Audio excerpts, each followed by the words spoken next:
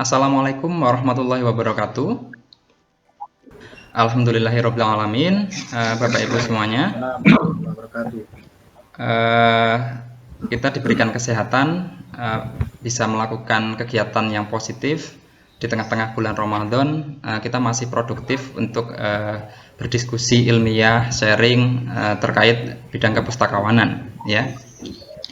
Untuk informasi Bapak Ibu, ini adalah seri atau serial diskusi dari program studi ilmu perpustakaan yang kami beri judul CIPTAL atau CIPTALK atau jurusan ilmu perpustakaan diskusi tentang bidang kepustakawanan. Untuk sesi yang pertama ini kami menghadirkan Bapak Faisal Syarifuddin. Beliau adalah dosen ilmu perpustakaan Fakultas Adab dan Ilmu Budaya UIN Sunan Kalijaga, yang saat ini tengah mengambil program doktor di Pascasarjana UIN Sunan Kalijaga, konsentrasi ilmu perpustakaan dan informasi Islam. Nanti beliau akan memaparkan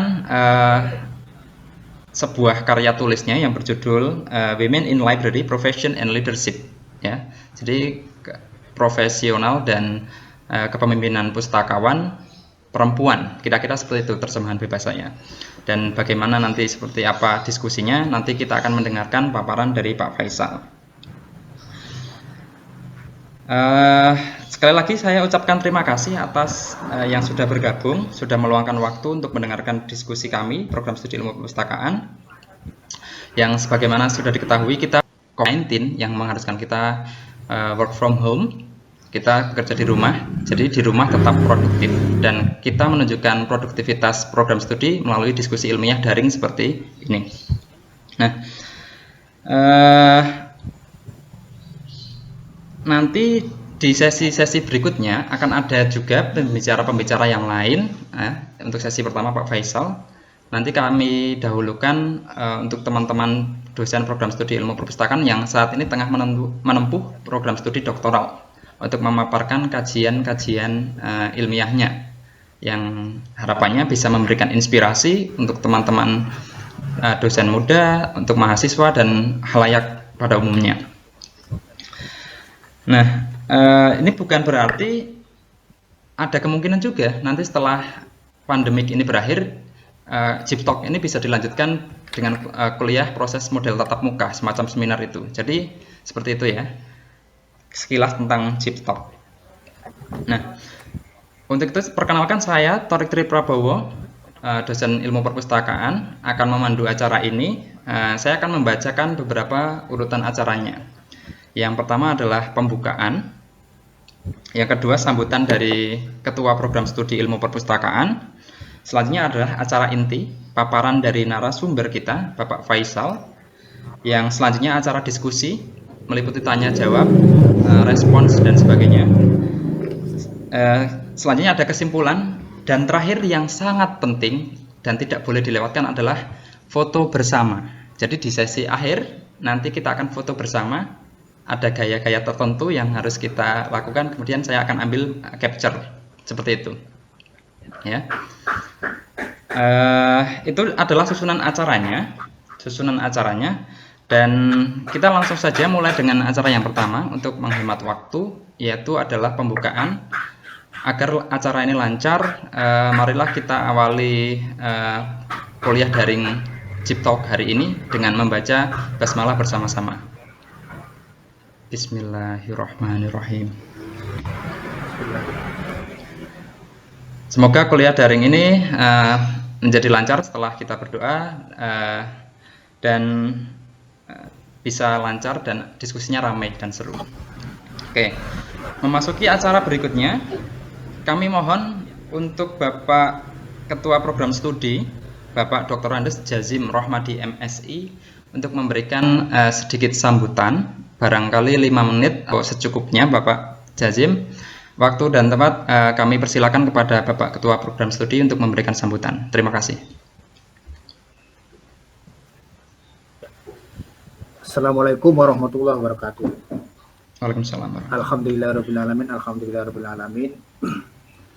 Yang kami hormati panitia penyelenggara CIPTALK program studi ilmu perpustakaan, para peserta diskusi yang telah bergabung, Pertama kali tidak lupa marilah kita bersyukur kepada Allah Subhanahu wa taala bahwa dalam kesempatan ini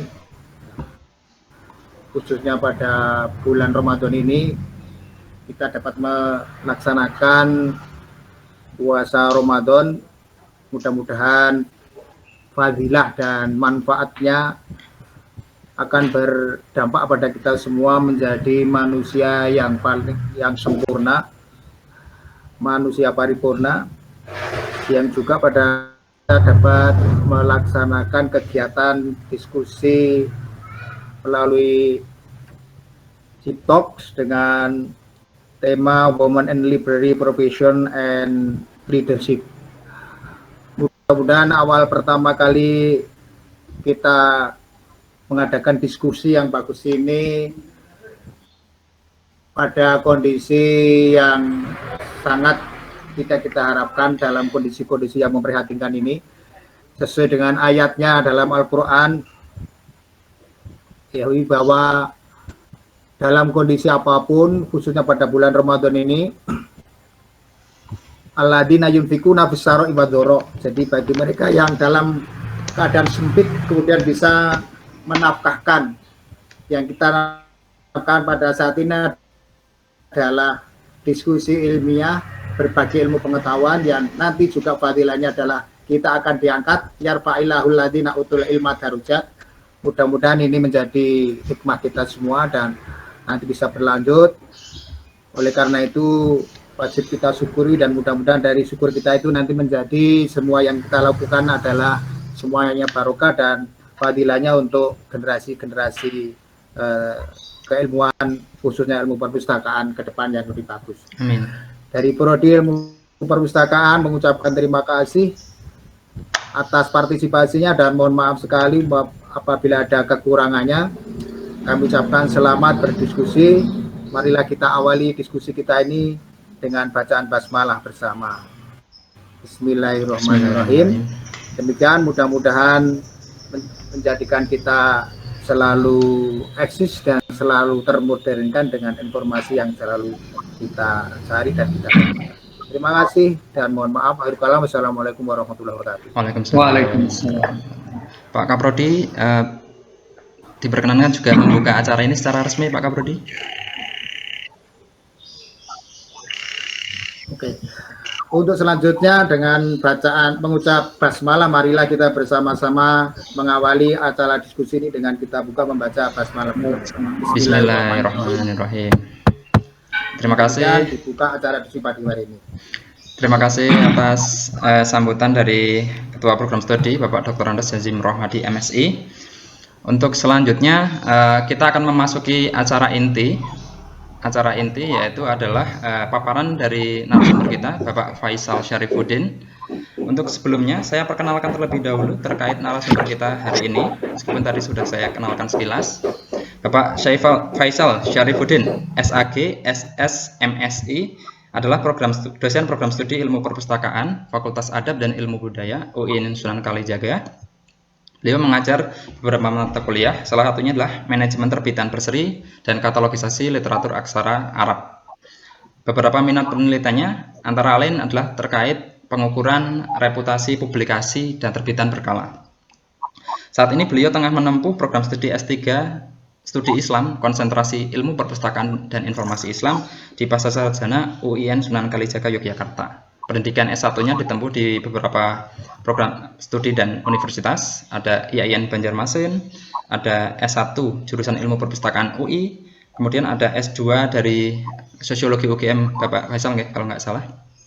Nah, keragaman pengetahuan yang dimiliki oleh Pak Faisal ini saya rasa akan menarik ketika mengkaji isu yang akan kita bahas hari ini, ya, isu tentang perempuan yang sangat menarik untuk dibicarakan, ya, di mana-mana kita membahas tentang peran perempuan dan sebagainya. Saat ini kita membahas tentang peran perempuan di perpustakaan. Nah, mungkin ada yang bertanya kemarin, ini membahas perempuan tapi kok narasumbernya dan hostnya laki-laki semua gitu ya. Bapak Ibu, ini bukan sebuah kesengajaan, ini karena jadi prosesnya seperti ini. Pak Faisal punya publikasi terkait Women in Library.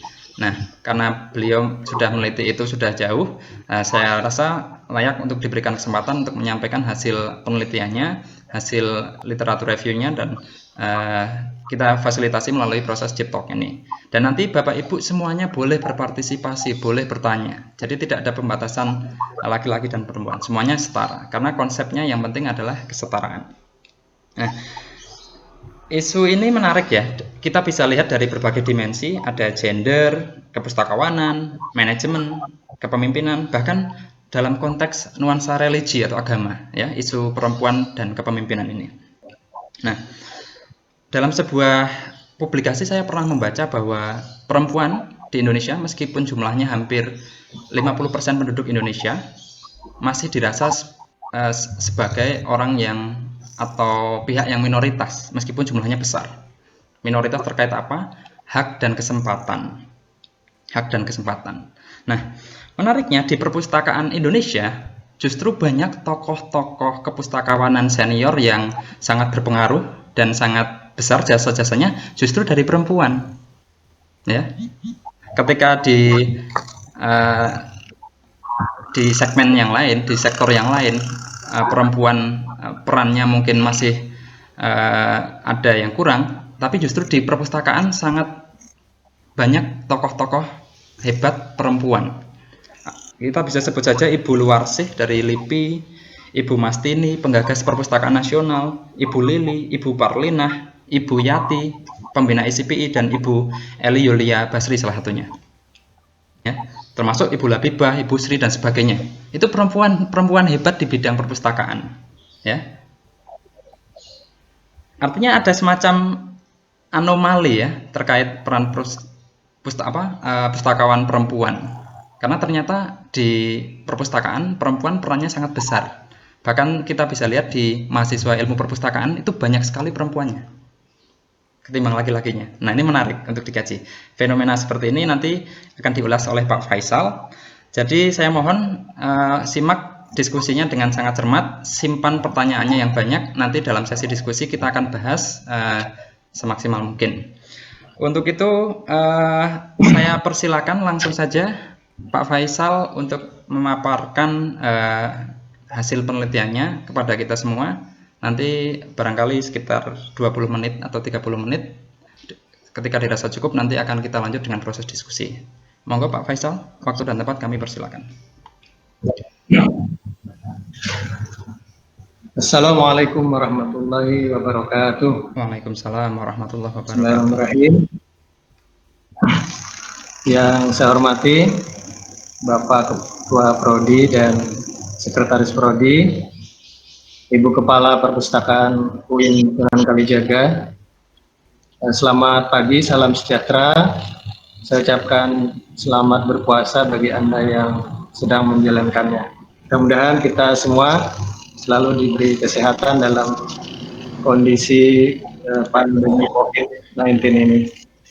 Saya mengucapkan terima kasih yang sebesar-besarnya kepada Prodi memberi kesempatan kepada saya untuk presentasi kesempatan pertama dalam serial Chip Talk ini. Mudah-mudahan nanti saya sendiri merasa ini kesempatan yang bagus buat saya untuk memperoleh feedback, masukan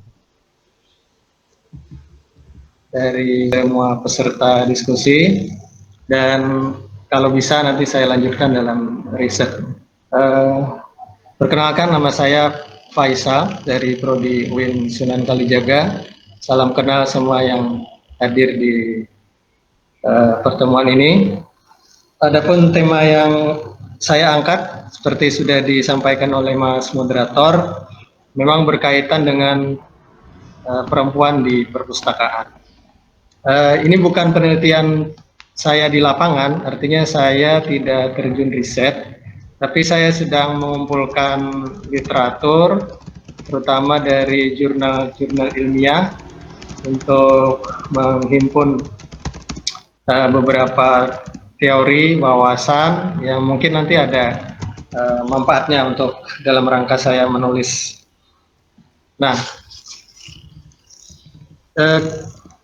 kita melihat bahwa profesi pustakawan ini sejak lama sudah dipersepsikan sebagai profesinya perempuan, yang itu pasti berlandaskan fakta jumlahnya mereka di perpustakaan itu sangat dominan. Jadi mayoritas pustakawan dan tenaga perpustakaannya adalah para perempuan. Tapi ini tidak hanya berlangsung di tempat kita dan bukan fenomena yang baru. Sudah sejak akhir abad ke-19, terutama di kawasan Amerika dan Eropa. Dalam tulisan saya ini saya mengambil contoh di Amerika Serikat dan Inggris. Sebelumnya perempuan sudah mengakses ruang publik untuk mencari pekerjaan yang mendapatkan bayaran di luar rumah. Di samping pekerjaan tradisional seperti mengurus rumah dan pertanian. Nah, ternyata pelayanan publik dan tugas-tugas kepustakawanan itu sangat cocok dengan karakter perempuan. Nah, kita mengenal tokoh Novel Dewey yang mendirikan jurusan ilmu perpustakaan pada tahun 1887. Dia meyakini bahwa kualitas natural atau bawaan dari perempuan itu sangat penting untuk pekerjaan di perpustakaan. Karena mereka punya insting housekeeping, kemudian akurat, dapat diandalkan, punya antusias, dan dokumennya bisa ditampilkan. Sifat-sifat itu ada pada perempuan. Mas Torik. Iya, dokumennya bisa ditampilkan Pak Faisal, mohon maaf, agar teman-teman bisa menyimak juga. Saya PDF aja Mas Torik ya. Iya. Seperti yang saya share kemarin. Iya, betul Pak. Terima kasih. Nah, saya teruskan dulu. Kemudian sayangnya di awal-awal pembentukan atau perkembangan profesi pustakawan di mana perempuan terjun banyak di sana, itu ada pandangan yang merendahkan.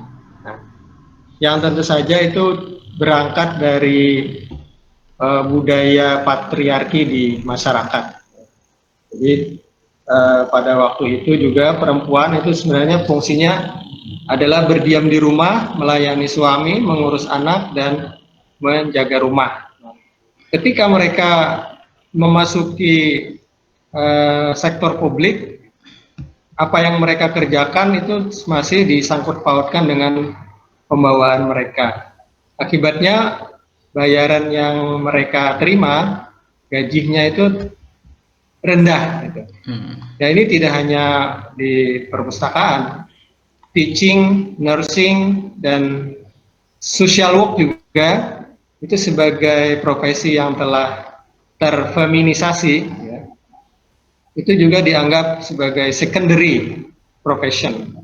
Bahkan ada yang mengatakan bahwa itu semi profesi.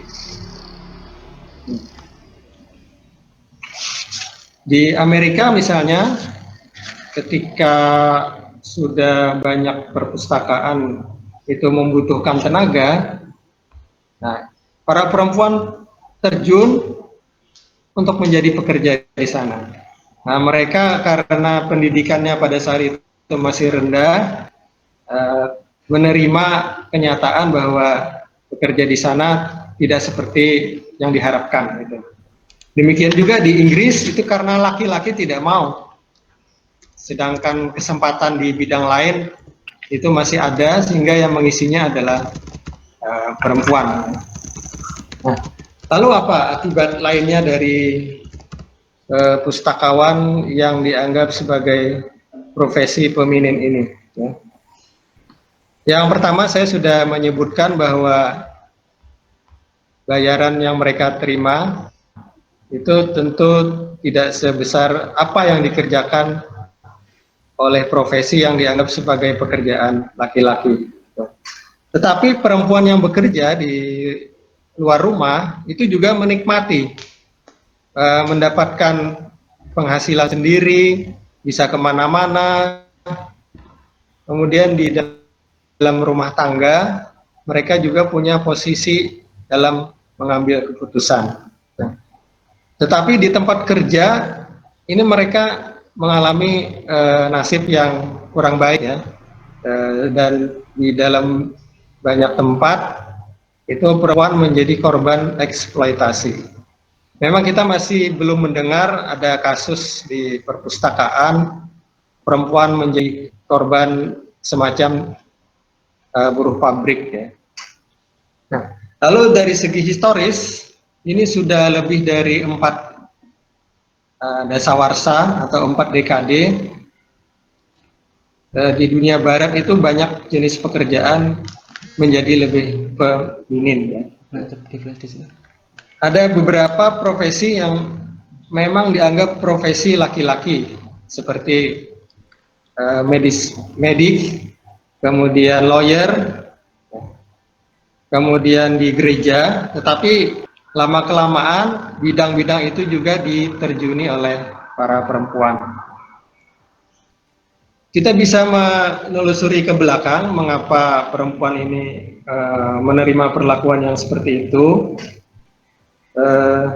Berakar dari anggapan atau konsep tentang profesi. Ada satu pendekatan yang disebut dengan taxonomy approach atau triad approach, pendekatan taksonomi, mengatakan bahwa satu profesi itu memiliki karakteristik yang membedakan dia dengan yang lain. Tapi pendekatan ini akhirnya mengarahkan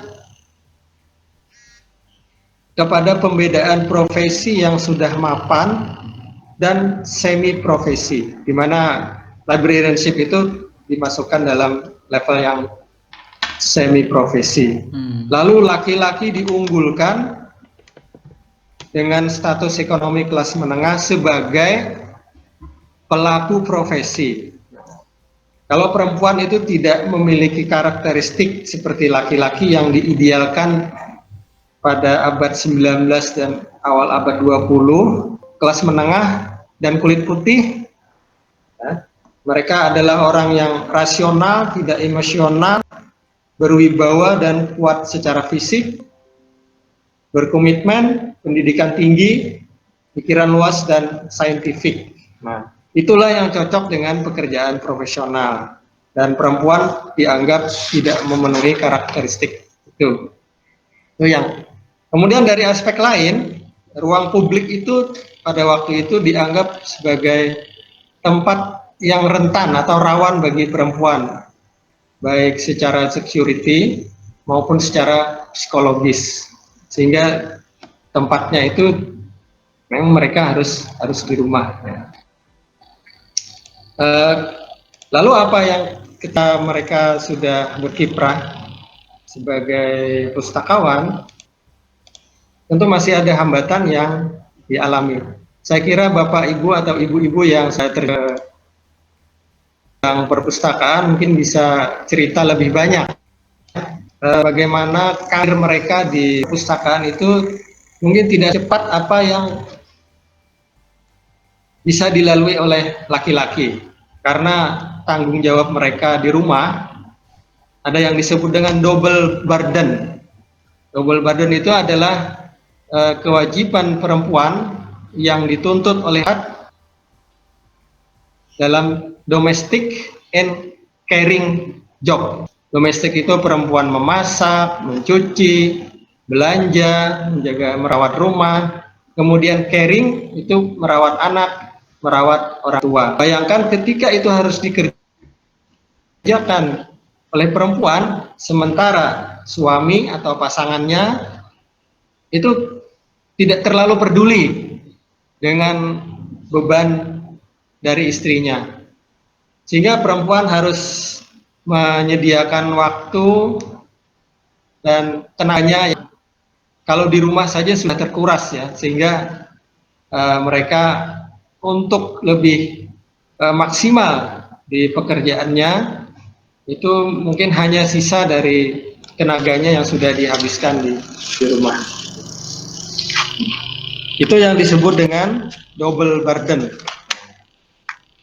Kemudian ada satu penelitian juga yang menyebutkan, ini contoh di Ghana di Afrika.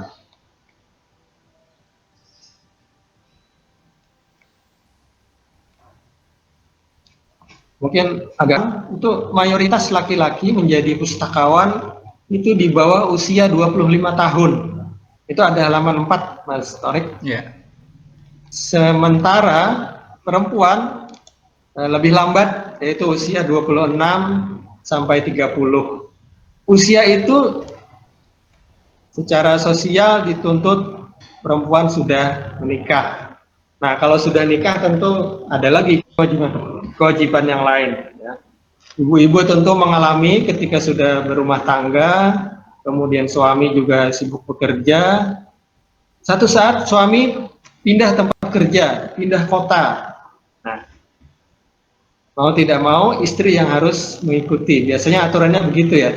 Jarang-jarang suami ikut istri. Yang ada adalah istri ikut suami kalau pindah rumah atau pindah tempat bekerja.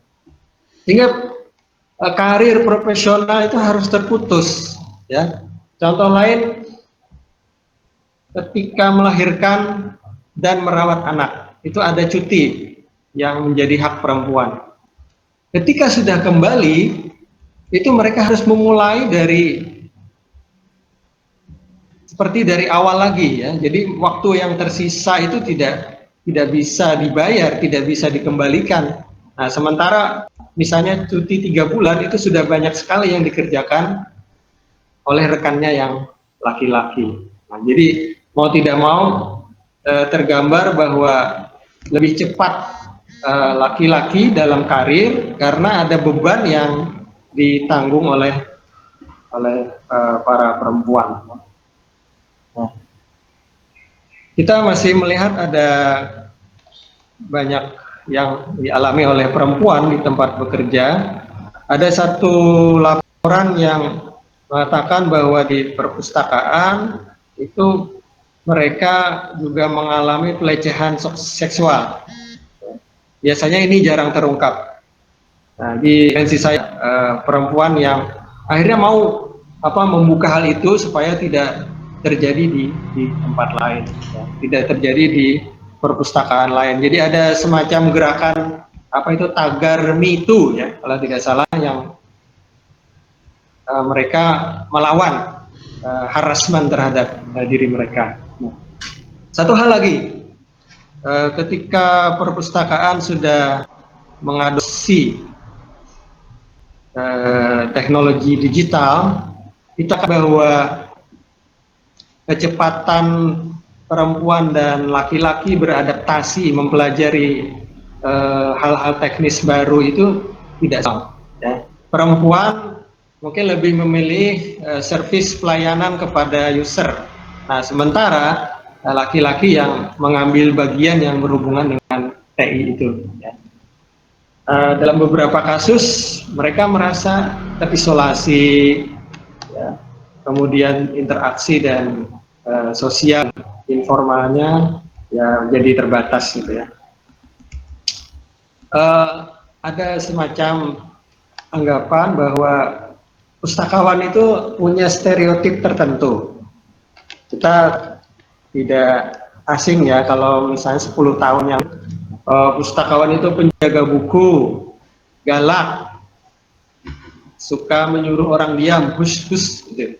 Nah, itu sudah tidak terjadi lagi saya lihat di masa sekarang ya. Tapi bagaimanapun ada anggapan juga bahwa perpustakaan itu masih sebagai profesi penolong atau helping profession ya. Kita bandingkan dengan dosen, dengan guru atau dengan birokrat gitu.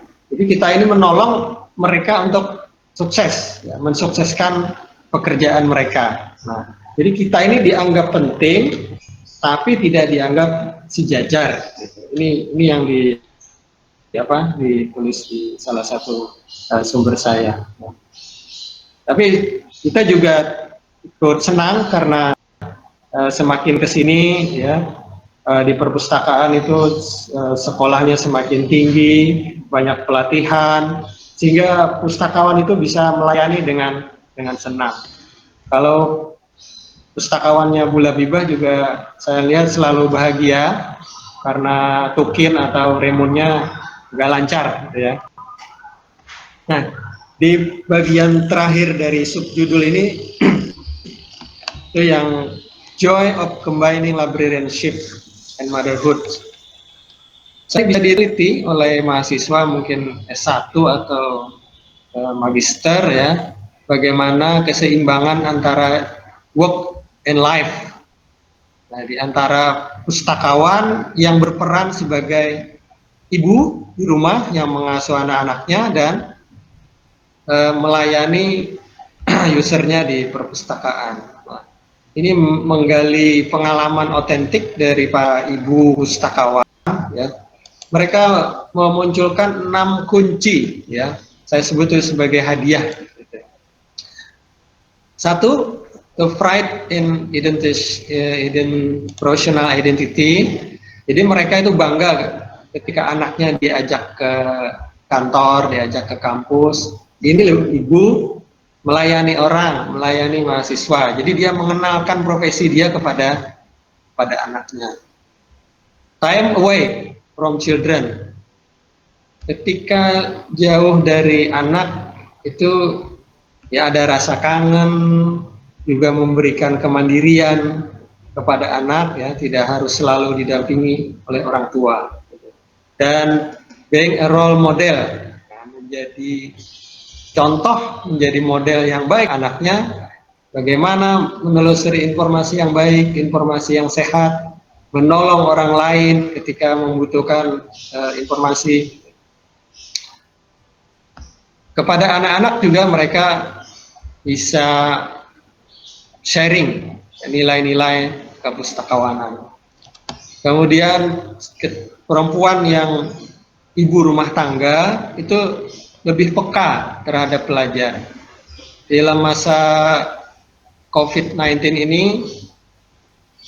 di banyak kampus, terutama yang saya ketahui di UIN Sunan Kalijaga, itu Karwin Suka itu bergerak. Kartini ya tentu isinya adalah para dosen perempuan ya, yang mengumpulkan dana di para mahasiswa yang kesulitan ya, tentu saja secara ekonomi ya, dan food, pangan ketika mereka tidak bisa mudik ke kampung dalam yang nilai yang dapatkan juga adalah professional burnout, itu yaitu tidak mendapatkan atau tidak mengalami rasa bosan ya, pulang ke rumah sudah anak-anak yang merengek-rengek yang menyenangkan di rumah gitu. Nah, ini bagi saya cukup bagus, menginspirasi bagaimana pustakawan itu menemukan keseimbangan dalam keluarga dan pekerjanya. Mungkin dari sisi lain juga pustakawan laki-laki perlu kita gali juga, bagaimana mereka mengcombine ini, librarianship and fatherhood misalnya. Oke, saya lanjut mengingat waktu. Bagaimana leadership in librarianship. Dalam relasi gender dan kepemimpinan itu ada beberapa istilah ya atau teori yang digunakan untuk menggambarkan proses yang dilalui oleh perempuan. Misalnya kita pernah membaca glass ceiling. Jadi beberapa ini memakai kata glass ya. Glass ceiling itu perempuan yang meniti karir leadership di perusahaan, di birokrasi gitu. Itu dengan tidak terlalu susah bisa menaiki anak tangga demi anak tangga. Namun ketika mereka mau meraih top position, itu mentok di sana. Jadi langit kaca itu hanya bisa dilihat, tidak bisa dilewati. Nah, apa yang menyebabkan itu? Ada yang menyebut itu karena faktor diskriminasi, faktor gender, ya. Ada juga yang mengalamatkan penyebabnya itu pada diri perempuan sendiri yang kurang motivasi, kurang pede dan sebagainya. Lalu ada juga glass cliff atau tebing kaca. Jadi tebing kaca ini diperkenalkan tahun 5 kalau tidak salah ya oleh peneliti dari Inggris, Exeter, University of Exeter, bahwa perempuan itu diakui sangat handal, memberikan perbaikan pengaruh positif kemajuan bagi organisasi perpustakaan, ya. Tetapi oleh lembaga, oleh perusahaan, mereka ditempatkan dalam situasi krisis, ketika mau bangkrut, ketika mau rugi, ayo mana perempuannya, ini kita pasang jadi bosnya, jadi kepalanya, sehingga perempuan akan terpacu untuk berusaha sebaik-baiknya, dan ada karakter keibuan, ketelitian, kesabaran, ketabahan mereka yang banyak membuktikan bahwa mereka berhasil. Tapi kalau gagal itu bisa dijadikan kambing hitam. Kalau berhasil, perusahaannya yang dipuji karena sudah memilih tokoh yang tepat pada tempatnya.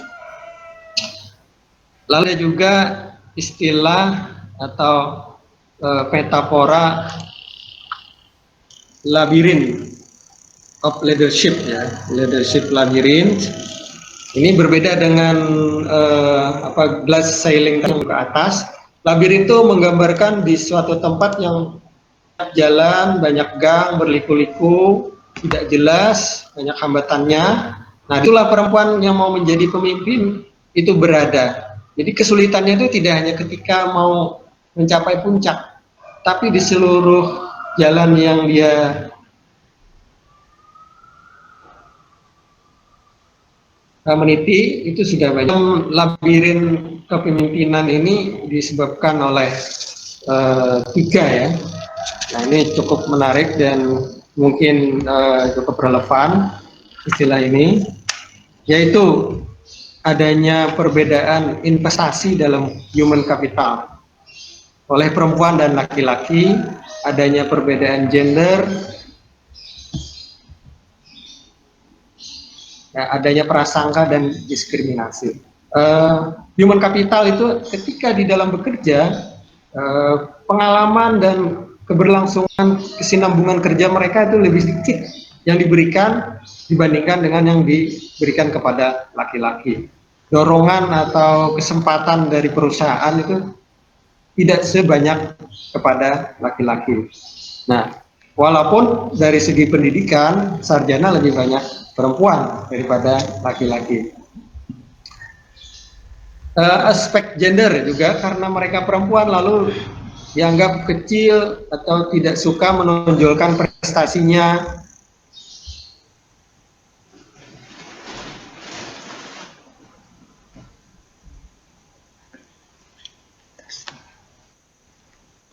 Tidak suka dan komunal, ada 2 istilah. Ini yang bersumber dari prasangka dan diskriminasi terhadap perempuan. Kalau agentik itu adalah karakter yang determinan, percaya diri. Nah, itu dialamatkan kepada laki-laki, miliknya laki-laki. Sedangkan komunal itu lebih mengandalkan kepada kebersamaan. Nah, itu perempuan. Gitu.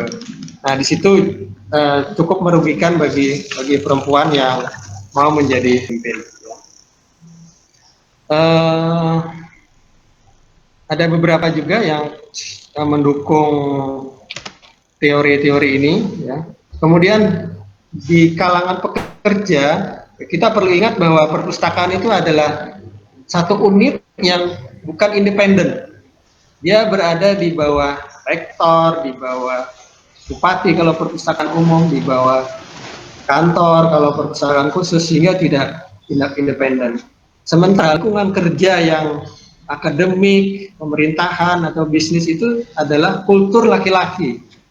Nah, sehingga apa yang harus ditempuh oleh perempuan itu lebih keras untuk bisa menang ya, atau bisa menyesuaikan diri dengan lingkungan laki-laki itu. Lalu ketika mereka harus bertindak seperti laki-laki, ada tuntutan bahwa kalau mau memimpin ikut dengan gaya laki-laki. Gitu ya. Ini terjadi di perpustakaan. Nah, tidak bisa juga karena kalau mereka bertindak seperti itu salah lagi, kamu kan perempuan. Kemudian karena itu didominasi oleh laki-laki ya dalam lingkungan kerja yang lebih luas, itu ada istilah all boys network. Jadi dikendalikan kemajuan karir dan posisi kepemimpinan itu dikendalikan oleh sekelompok laki-laki senior yang perempuan tidak mudah untuk menembusnya. Kemudian kalau karir itu juga ada mentoring ya. Mentoring itu istilahnya pelatihan atau bimbingan dari peer-nya yang ada di kantor. Misalnya kepala perpustakaan ini dia membina sekretarisnya atau wakilnya, dan ketika dia sudah selesai itu bisa diorbitkan untuk menjadi penggantinya yang handal gitu. Nah, di beberapa tempat perempuan, terutama perempuan American Black, African American dan non white women itu mendapatkan mentoring yang tidak seimbang dibandingkan rekan mereka yang white women gitu ya. Satu lagi, saya sudah menyebut bahwa teknologi di perpustakaan sudah diadopsi secara ini akan menambah kesenjangan antara laki-laki dan perempuan dalam hal beradaptasi. Kepemimpinan ini mungkin ya, kembali akan diraih oleh minoritas laki-laki di atas mayoritas perempuan. Nah, kalau kita sangat mengandalkan teknologi. Ini pernah terjadi di Amerika ketika habis Perang Dunia Kedua, itu perpustakaan dianggap perang profesional ya, lebih klerikal. Lalu setelah Perang Dunia Kedua, banyak veteran yang sangat pintar manajemen diterjunkan, ditawari gaji dan insentif yang tinggi, sehingga mereka banyak yang terjun ke sana, kemudian meraih posisi pemimpin di perpustakaan. Saya kira apa yang kita bisa cermin dari masa lalu itu jangan-jangan bisa terjadi juga di saat ini karena perkembangan teknologi yang sudah sangat pesat, kecuali kalau perempuan itu bisa lebih handal atau sama seperti laki-laki. Tetapi riset juga menunjukkan bahwa terjunnya perempuan ke dunia IT yang diistilahkan dengan STEM, Science, Technology, Engineering, and Medicine, memang lebih banyak dipelajari oleh laki-laki. Jadi ada agentic in science gitu. Sementara perempuan itu komunal ya. Tetapi satu hal lagi yang terakhir saya ingin sampaikan bahwa kepemimpinan dan profesi perempuan di perusahaan ini adalah ongoing proses ya, proses yang selalu berjalan. Dan dari segi gaya kepemimpinan sekarang tidak ada batasan lagi kepemimpinan maskulin atau kepemimpinan feminin. Jadi orang itu menyukai kepemimpinan androgynous leadership. Boleh pemimpinnya itu laki-laki, tetapi mempunyai sifat keibuan, maksud saya teliti, ya bisa menggerakkan orang lain, seperti yang bisa lebih banyak dimiliki perempuan. Boleh juga perempuan, tapi dia tegas, bisa keras, bisa determinan.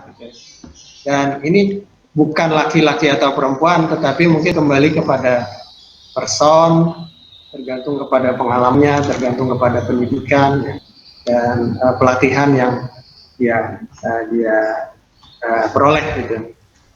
Sebagai penutup, profesi pustakawan ini tidak bisa dilepaskan dari label feminin, ya. Tapi ini juga bukan citra yang negatif, sama-sama positif, ya. Asal ada kerjasama dan sikap saling menghargai di orang insan perpustakaan itu, tidak merendahkan satu dengan yang lain. Pak Nurdin Resmal. Barangkali itu Pak Moderator yang bisa saya sampaikan untuk mengawali ini. Terima kasih. Saya kembalikan waktunya kepada Mas Torik. Ya, terima kasih Pak Faisal atas paparannya, menarik sekali tadi ya. Tapi mohon maaf, saya sampaikan kembali. Mohon maaf, ini karena gangguan teknis, ada banyak rekan-rekan yang ingin bergabung, akan tetapi terkendala gitu ya. Jadi sebenarnya ramai sekali diskusi ini Pak Faisal. Hanya saja ada kendala teknis yang belum kita ketahui. Jadi mereka tidak bisa bergabung. Sedikit catatan saya tadi, ada beberapa itu ya, ada profesi pustakawan itu memiliki label profesi feminim gitu ya, karena perempuan dianggap telaten dan lecok menangani pekerjaan-pekerjaan pustakawan gitu ya. Saya rasa masih ada isu-isu sex versus gender Pak Faisal ya. Jadi kadang-kadang ada ya orientasi tugas yang diorientasikan ke perempuan padahal jadi dikerjakan juga laki-laki misalnya. Nah, itu mungkin menarik tema ini. Selanjutnya adalah sesi diskusi. Nanti akan buka beberapa pertanyaan, tapi saya akan memohon beberapa komentar terlebih dahulu dari rekan-rekan, terutama ibu-ibu yang sudah join dari jauh ya, dari Jakarta. Ada Ibu Eli Yulia Basri. Kami persilakan untuk memberikan tanggapan, komentar, ataupun respons dan juga pertanyaan kepada Pak Faisal terkait isu yang baru saja dibahas. Monggo Ibu.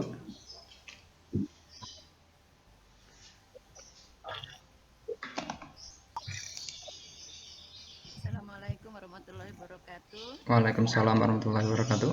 Halo, bisa dengar Kak? Iya Bu, dengar. Assalamualaikum.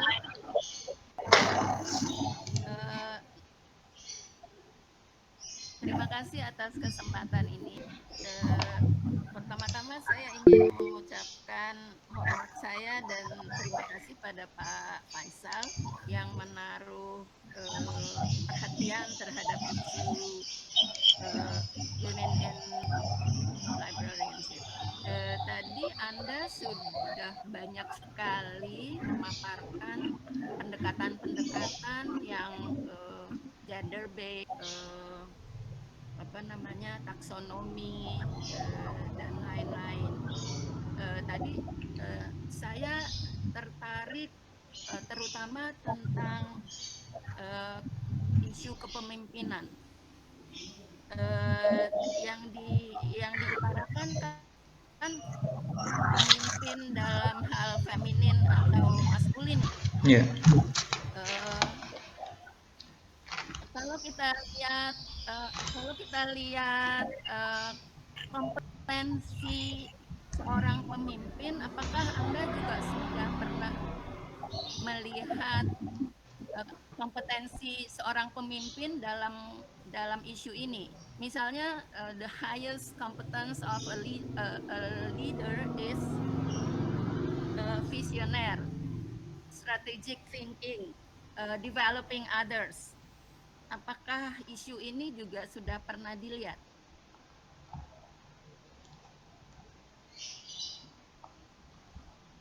Oke, terima kasih Bu Eli.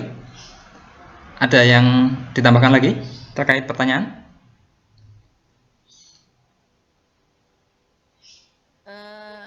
Sementara enggak sih, tapi kalau belum saya bisa memberikan contohnya. Oke. Ibu Eli menanyakan terkait beberapa karakter-karakter kepemimpinan Bu ya, sama seperti tadi memberikan pengaruh, kemudian persuasif dan sebagainya. Apakah Pak Faisal dalam studi literaturnya itu sudah menemukan beberapa karakter-karakter kepemimpinan tersebut? Seperti itu Bu? Bukan karakter, kompetensi. karakter kompetensi seorang leader. Oke, oh ya. Dalam kaitannya KKN kan organisasi. Jadi ada 3 misalnya kompetensinya strategic thinking, visioner, dan developing others. Oke, monggo Pak Faisal. Ya, terima kasih. Mudah-mudahan saya tidak salah menangkap karena suaranya di layar saya kurang terang. Jadi beberapa kompetensi pemimpin ini memang digali ya oleh para peneliti yang risetnya ini saya review. Misalnya di makalah saya itu Mas Torik, saya mengutip Jason Martin. Nah, di situ ada istilah transactional and transformational leadership. Nah, menurut peneliti itu yang ideal adalah pemimpin yang transformasional.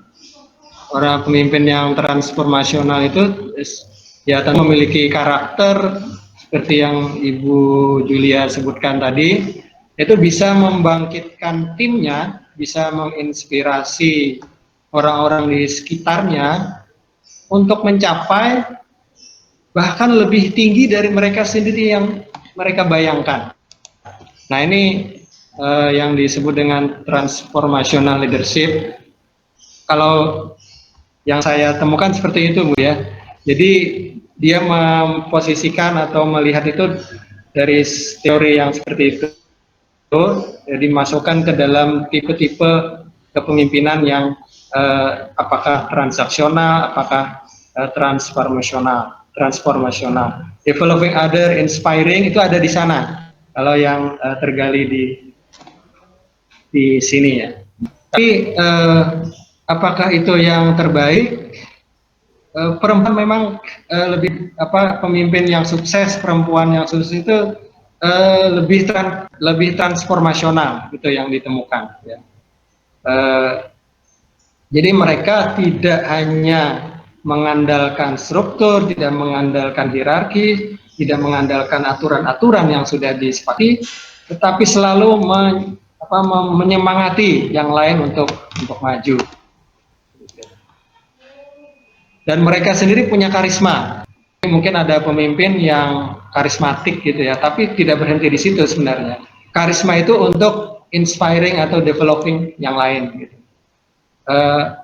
Posisinya di situ Bu Julia ya, jadi masuk ke dalam kerangka transaksional or transformasional. Itu sebenarnya kontinum ya, mungkin kalau nilainya misalnya 0 sampai 10, nah 0-nya itu adalah karakter laissez faire, pemimpin yang malas, tidak berani mengambil risiko, bergeser naik, transaksional sampai ke puncak ya, semakin ke atas itu semakin transformasional. Dan ini memang lebih dekat kepada karakter yang dimiliki perempuan yang sukses dalam kepemimpinannya. Monggo. Oke. Mas Torik. Terima kasih Pak Faisal. Bu Eli boleh menanggapi kembali apabila ada beberapa hal yang ingin disampaikan. Ya, saya sepakat sama Pak Faisal karena Indonesia juga sudah ada beberapa tokoh nasional perempuan yang seperti itu. Misalnya saja ya almarhumah Ibu Luarsi Pringgo Adi Suryo yang membangun PDI LIPI itu sangat transformational. Ibu Mastini Harjo Prakoso, Ibu Lili Somadikata, dan banyak. Nah, yang akan sangat menarik saya pikir untuk penelitiannya Pak Faisal akan menemukan orang sejenis beliau-beliau itukah sekarang jadi real gitu Pak. Salah satunya ya menurut saya ya Ibu Labibah.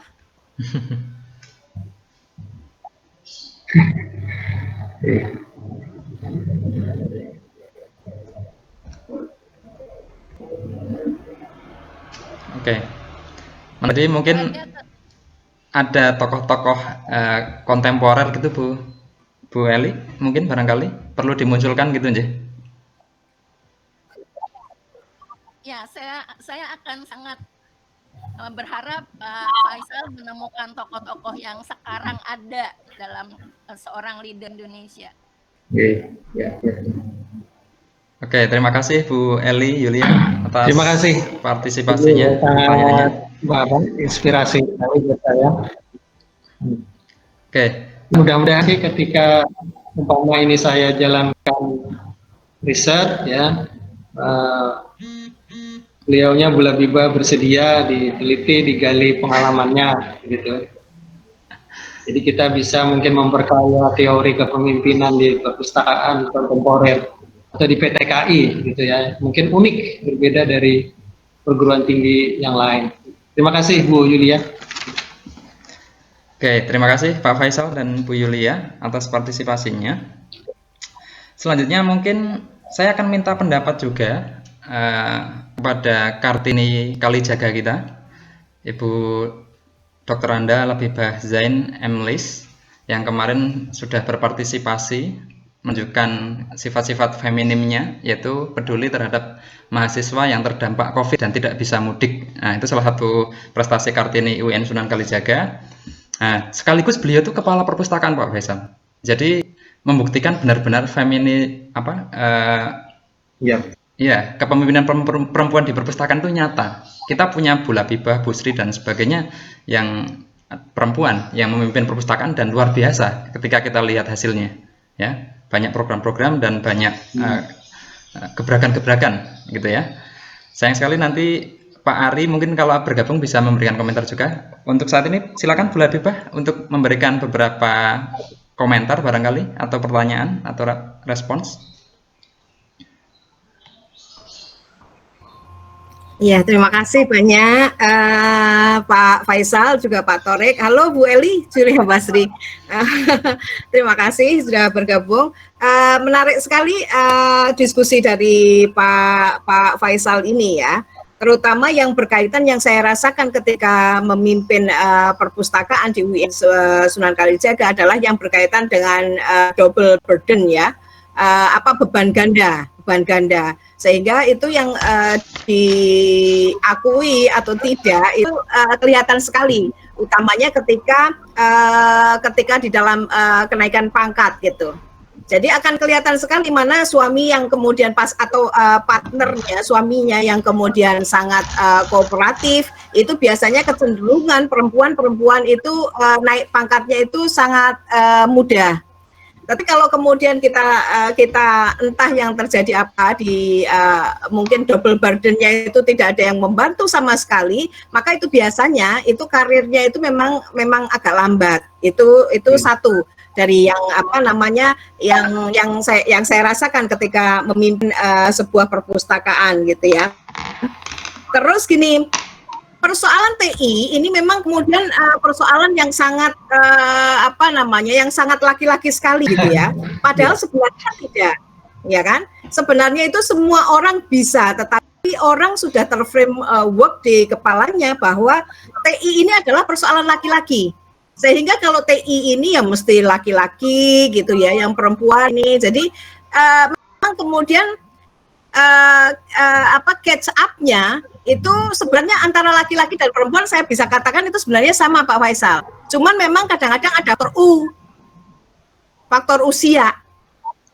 Faktor usia. Jadi sebenarnya kalau perempuan walaupun itu muda perempuan itu juga penguasaan TI-nya sebenarnya bisa juga gitu ya mengejar laki-laki gitu. Tetapi memang sudah kadung terpola bahwa ketika berbicara TI itu adalah laki-laki gitu. Kemudian persoalan yang mungkin dirasakan ketika saya bekerja sama dengan perempuan adalah motherhood-nya ini, ya. Motherhood-nya. Jadi motherhood-nya itu selalu care, ngemong, detil gitu ya. Karena pekerjaannya itu sangat detil, maka kemungkinan suksesnya itu tinggi gitu. Sementara kalau kemudian laki-laki itu biasanya praktis gitu ya. Yang penting selesai sesuai dengan target. Tetapi kemudian kalau perempuan itu lebih detail gitu. Jadi saya pikir itu yang yang bisa dilakukan. Seperti ketika misalnya saya bekerja sama di kelompok Kartini misalnya. Jadi kelompok Kartini perlu saya koreksi tadi Pak Faisal, bukan hanya dosen perempuan, tetapi juga ada pustakawan perempuan yang terlibat di situ ya. Jadi ada dan di situ kita kemudian bekerja sama dengan saling teliti, kemudian care. Jadi ketika misalnya bahkan ada satu hal yang sangat sepele tetapi itu sangat penting, misalnya ketika kita membagikan sembako misalnya ya, Mas hati-hati loh Mas, ini ada telurnya loh, jangan sampai pecah loh Mas, itu berkali-kali, itu bukan hanya saya tetapi kemudian semua orang, dan itu kan menunjukkan seolah-olah ketika mahasiswa itu menerima bantuan dari kami, itu seolah-olah menemukan ibu mereka. Nah itu saya pikir, tetapi saya ingin tekankan sebenarnya di sini ketika saya memimpin sebuah perpustakaan lagi, tetapi yang penting adalah kompetensinya. Nah, gitu ya, kompetensinya. Dan kebetulan kalau di UIN Sunan Kalijaga kan kebanyakan adalah para perempuan itu. Jadi ya, yang COVID-nya itu semuanya perempuan kecuali Pak Bambang misalnya. Ya, jadi itu sih yang ada. Tapi kadang-kadang saya risih juga Pak Faisal, misalnya contoh misalnya keterwakilan gender di DPR misalnya, pilih saya dong karena saya perempuan. Nah, kadang-kadang ketika dia perempuan itu dia hanya mengatasnamakan bahwa dia perempuan, tapi kemudian kinerjanya sendiri tidak terukur. Jadi saya pikir kita kaum perempuan jangan mau begitu dong. Kita tunjukkan bahwa kita ada karena kompetensi kita. Tetapi saya setuju bahwa ketika misalnya ada satu saat tertentu, misalnya kita harus memberikan adjustment kepada perempuan, misalnya pada saat cuti, melahirkan dan lain sebagainya, yang kita memerlukan perempuan memerlukan waktu yang lebih lama, bukan karena kemampuannya, tetapi justru karena kondisi biologisnya. Saya pikir itu Pak Torik, Pak Faisal. Matur nuwun. Terima kasih Bu Labibah. Tadi sudah berbagi tentang proses peran perempuan. Jadi ada telatennya, ada nuansa ngemong, itu membuat nyaman. Seperti pustakawan yang ngemong itu mesti nyaman. Jadi pemustaka mau datang ke perpustakaan kan dilayani dan sebagainya. Oke, terima kasih Bu Labibah atas sharingnya. Mungkin Ibu Harkrisyanti Kamil tadi sepertinya bergabung. Monggo Ibu kalau ingin bertanya.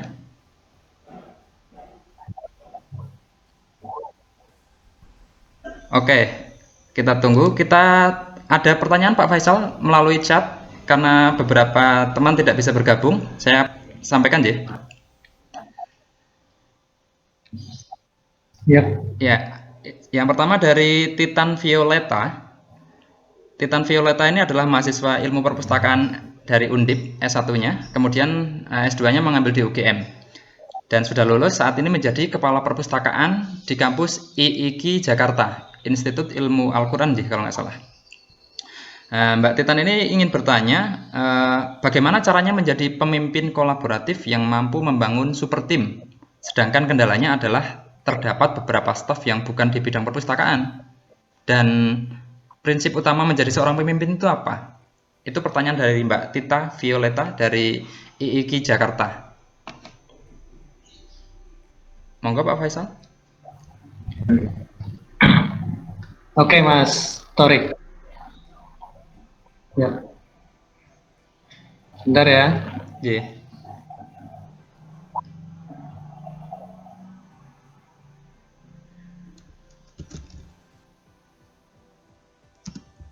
Ya, terima kasih. Ada beberapa pertanyaan yang sangat menarik ya. Tentu kalau pengalaman sebagai pemimpin itu yang sudah mengalami, yang lebih mengetahui apa yang sudah dilakukan dan potensi apa yang bisa dikembangkan gitu ya. Saya kembali ke karakter atau tipe kepemimpinan yang disebut dengan transformasional tadi, di situ ada ciri-ciri bahwa pemimpin yang berhasil atau transformasional itu transform itu kan ya mendayagunakan, bisa memajukan gitu ya. Jadi membangun tim gitu. Tentu pertama adalah keteladanan, ya, integritas, dia tidak pernah bohong, tidak pernah menipu anak buahnya. Itu prinsip yang keteladanan tuh yang utama ya. Nah, mungkin juga saya kira pengalaman, kemudian jaringan yang dia miliki, hubungan dia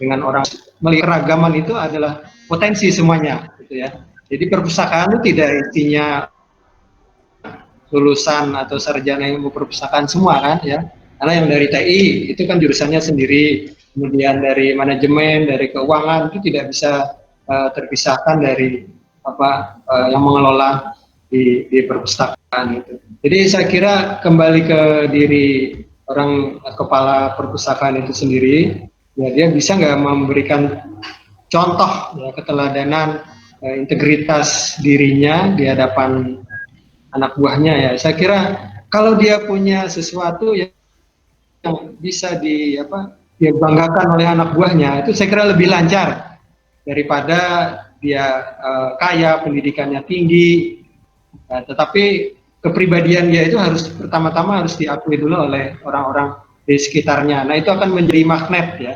Anda Mbak Titan, saya kira bisa menjadi magnet dan merekatkan orang-orang di sekitar Anda gitu, kalau selain kompetensi keilmuan ya, juga integritas kepribadian ya. Tentu masih banyak karakter lain, syarat-syarat lain yang mungkin bisa dipelajari sambil pengalaman, ada wawasan Anda dari bacaan-bacaan atau penelitian yang lain gitu. Mungkin sementara itu yang bisa saya tanggapi ya. Oke. Storik. Terima kasih Pak Faisal. Mbak Tita ya tadi ya. Iya, Mbak Tita dari IIKI Jakarta yang bertanya. Oke. Pertanyaan selanjutnya dari Ibu Yati, Ibu Harkris Yati Kamil, bertanya terkait literatur atau naskah penelitian yang Pak Faisal lakukan. Selain pendekatan literatur, apakah Pak Faisal juga mengamati pustakawati atau pustakawan perempuan Indonesia yang random untuk komplement dan dalam penelitian literatur? Jadi mungkin mirip Bu Eli tadi pertanyaannya. Apakah Pak Faisal juga nanti kemudian ketika akan melaksanakan penelitian ini akan bertanya atau secara observasi ke pustakawan-pustakawan perempuan seperti Bu Labibah contohnya tadi dan beberapa yang lain secara random untuk menjadi pelengkap atau pembanding dari hasil data literatur dan observasi. Kira-kira seperti itu pertanyaan Ibu Yati. Terima kasih atas pertanyaannya, Bu. Monggo, Pak Faisal. Ya, idealnya memang begitu, Mas Torik ya. Jadi tidak cukup berhenti hanya di review. Ini literatur ini sebagai review untuk saya memperkuat landasan teoritisnya. Jadi mungkin saya bisa menemukan sudut pandang apa untuk bisa menyoroti permasalahan dan data yang saya dapatkan nanti. Kemungkinan nanti saya akan membatasi karena di UIN ya, dan hubungannya itu dengan perpustakaan Islam gitu. Jadi di UIN kan ada Islamnya, Bu Yati ya. Jadi harus diislamkan dulu nih pustakawannya ini. Jadi saya mungkin tidak ke UI atau ke Undip gitu ya. Nah, saya mungkin harus di situ supaya masuk nih Islamnya ya. Mungkin nanti Pak Nurdin bisa memberi fatwa sehingga saya mungkin lebih bebas, tapi mampu saya kerjakan gitu, dan tidak harus terpaku karena Islam itu sendiri juga agak membatasi gitu ya. Perpustakaan Islam itu coba kita cari definisinya mungkin masih agak bisa kita tanya-tanya lagi apa yang memenuhi kriteria Islamnya perpustakaan gitu. Sama seperti rumah sakit Islam gitu ya, mana keislamannya gitu, apakah pegawainya semua Islam atau mungkin saya membatasi nanti di bawah PTKI gitu ya, atau bisa juga komparatif antara PKI dan di luarnya gitu. Jadi bisa bisa dilihat perbedaan dan persamaannya. Gitu. Jadi nanti lapangan insya Allah kalau kecuali ada faktor-faktor lain yang memungkinkan tidak seperti itu. Terima kasih pertanyaannya Bu Yanti ya. Iya. Terima kasih Bu Yati dan Pak Faisal sudah menjawab. Jadi mungkin seperti saran gitu ya dari Bu Yati. Jadi tidak hanya literatur, tetapi juga ada studi observasi gitu Pak ya. Barangkali ketika nanti akan melakukan penelitian. Ya. Oke, satu chatting pertanyaan lagi dari Mas Lalu Rudi Rustandi, mahasiswa pascasarjana. Mas Lalu Rudi menanyakan tentang kepemimpinan perempuan menjadi isu publik yang selalu diperbincangkan dan telah memancing polemik dan debat antara pro dan kontra terhadap kepemimpinan perempuan. Kendati demikian, pengakuan atas hak dasar kemanusiaan tampak mengalami peningkatan yang signifikan berbagai belahan dunia. Apa saja yang menjadi ciri-ciri utama dalam kepemimpinan perempuan dalam konteks gaya yang paling ideal di perpustakaan? Atau setidaknya pertanyaannya adalah karakter kepemimpinan perempuan itu yang seperti apa sih di perpustakaan itu? Monggo Pak Faisal. Oh ya. Oke. Nah, ini saya masih nyari dari Mas Rudi. Ya, Mas Lalu Rudi. Rustandi ya. Rudi Rustandi. Ya, oke. Terima kasih Mas Rudi Rustandi. Ya, sebenarnya kalau kita sebagai orang yang dipimpin itu kan tidak membedakan terlalu strict ya pemimpin kita itu perempuan atau laki-laki. Tapi memang bisa diperhatikan bahwa pemimpin kita itu ketika misalnya kepala perpustakaan itu laki-laki seperti apa, perempuan seperti apa ya. Nah, justru nanti misalnya menjadi tugas saya lah untuk menggali misalnya besok itu seperti apa ciri-ciri yang mereka tampilkan yang tidak ada pada laki-laki. Nah, dari Bu Labibah tadi menarik pengalaman beliau ketika menghandle double burden. Nah, ini kan partnernya, pasangannya itu kan seringkali tidak mau mengalah atau peduli gitu ya. Nah, kepala perpustakaan yang laki-laki itu bisa sampai tengah malam berada di kantor. Pustakawannya juga yang laki-laki gitu. Nah, perempuan bagaimana ketika ada job-job yang mengharuskan seperti itu, bagaimana dia mengelola domestik di rumah, kemudian job di kantor itu seperti apa. Kemudian ketika ada permasalahan, ada kasus-kasus di usernya atau di staf dia, itu bagaimana menyelesaikannya. Saya kira perempuan akan lebih menggunakan karakter keibuannya ya, ketika menangani anak buah, ketika berhadapan dengan user gitu ya. Kalau laki-laki di literatur ini disebutkan mereka ya aturannya begini gitu, tapi kepada pendekatannya adalah hierarkis dan struktur. Mereka menggunakan powernya itu untuk memberi hadiah dan memberi hukuman ya, reward dan punishment karena memang aturannya seperti itu, kesepakatannya seperti itu. Tapi perempuan saya kira lebih dari itu akan mencarikan solusi yang kreatif, tidak hanya berdasarkan ya aturan-aturan yang ada gitu ya. Umpama mungkin bisa terjadi di denda peminjaman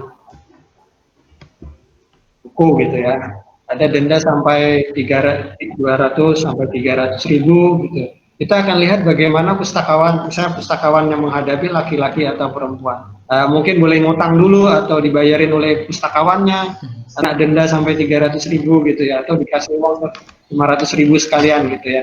Nah, ini akan terlihat berbeda. Nah, memang tidak bisa dimungkiri bahwa sifat, sikap, karakter laki-laki dan perempuan itu punya bawaan masing-masing gitu ya. Begitu, mudah-mudahan cukup menjawab Mas Rudi ya. Mungkin yang lain ya, monggo Mas Sarif saja untuk menanggapi juga seri saya untuk menjawab. Ya, begitu dari pertanyaan Mas Rudi.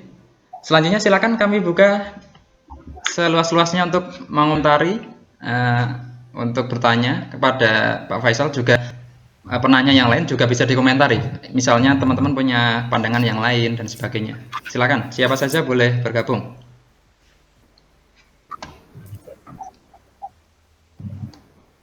Oh, sebentar, ada satu pertanyaan yang belum terjawab, Faisal. Baik. Oh, ini Mas Mas Mursid Torek? dulu. Iya, Mas Mursid Boleh. dulu. Silakan, Mas Mursid.